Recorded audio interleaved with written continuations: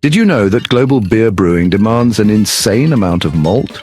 Every year, breweries around the world use a mind-blowing 140 million metric tons of malted barley to craft our beloved beer. That's equivalent to the weight of 700,000 blue whales, or enough to fill more than 56 million Olympic swimming pools with beer. And some of this incredible malt is produced by a traditional maltings in Bamberg, Germany. Here's a sneak peek of episode 1 of our Beer-tastic series to elevate your beer knowledge to the next level. The base for most beers is barley. But to brew beer out of barley, you have to malt it, a process that's done in maltings. Here in Bamberg, they produce 85 different varieties of malt. It goes from black malts to very pale malts. Most beers as we know them are based on pale Pilsner malts.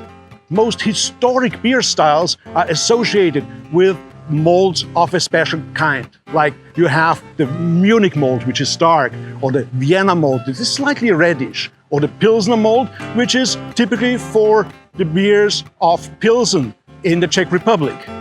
And the malts produced here in Bamberg, they go to all corners of the world. Some are found even in places like Shanghai or Cape Town. So these malts are made for the specialty beers in the world.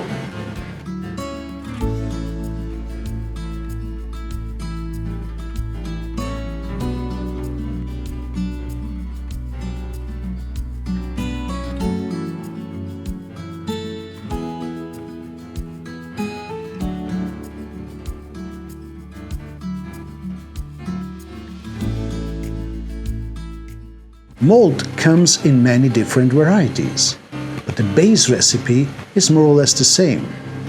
Grains, barley, wheat, rye, or any other crop you want to use in your beer is first soaked in water.